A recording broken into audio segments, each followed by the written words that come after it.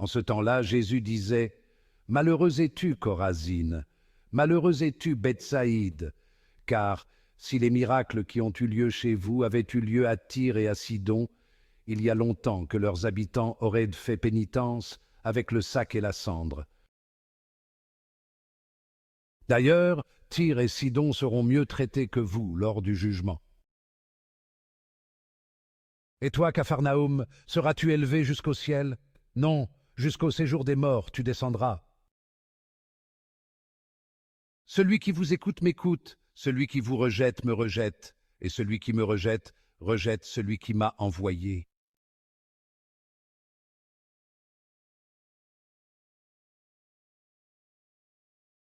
Nous vivons une époque de progrès remarquable. La technologie avance à un rythme vertigineux. Nous jouissons de niveaux de confort et de commodité sans précédent. Le monde a rétréci, nous connectant d'une manière inimaginable il y a quelques décennies à peine. Pourtant, au milieu de ce spectacle, un drame silencieux se déroule. Le cœur humain, programmé pour la connexion et le but, aspire à quelque chose de plus. La prospérité matérielle, bien que séduisante, ne parvient souvent pas à satisfaire ce désir profond. Beaucoup se retrouvent à la dérive dans un océan d'abondance, à la recherche de sens et de direction. La poursuite du bonheur devient une chasse effrénée, laissant derrière elle un sentiment de vide.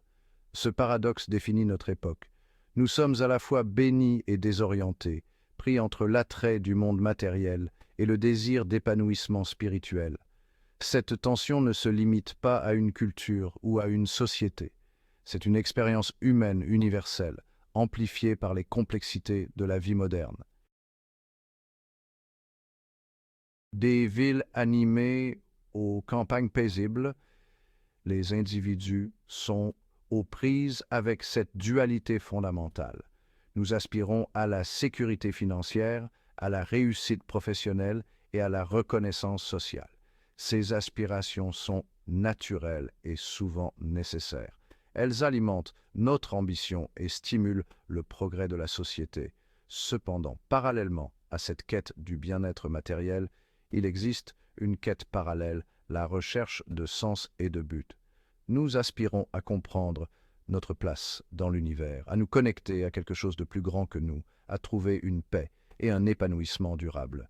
Ce désir transcende les frontières culturelles et les affiliations religieuses. Cette tension entre le matériel et le spirituel n'est pas nouvelle.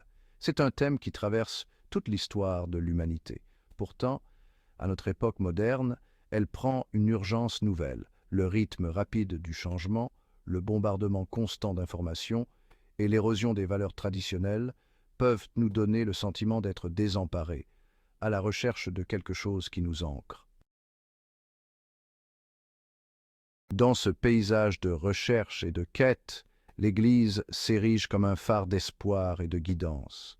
Pendant des siècles, elle a fourni un cadre pour comprendre les grandes questions de la vie. Elle offre des rituels et des pratiques qui nous relient à quelque chose d'ancien et de durable. Plus important encore, elle nous rappelle que nous ne sommes pas seuls dans nos luttes. Les enseignements de l'Église, enracinés dans l'amour, la compassion et le service, fournissent une boussole morale pour naviguer dans les complexités de la vie. Elle souligne l'importance de la communauté, nous rappelant que nous sommes interconnectés et appelés à prendre soin les uns des autres. Dans un monde souvent guidé par l'intérêt personnel, l'Église nous appelle à un but plus élevé, aimer Dieu et aimer notre prochain. Ce message d'espoir et de sens est particulièrement pertinent dans un monde aux prises avec l'incertitude et le doute. L'Église, en mettant l'accent sur la foi, le pardon et la réconciliation, offre un chemin vers la guérison et la plénitude. Elle nous rappelle que même dans les moments les plus sombres, il y a toujours de la lumière à trouver. Au cœur de la mission de l'Église se trouve la reconnaissance de la liberté religieuse comme un droit humain fondamental. Chaque individu a la dignité inhérente de chercher la vérité selon sa conscience.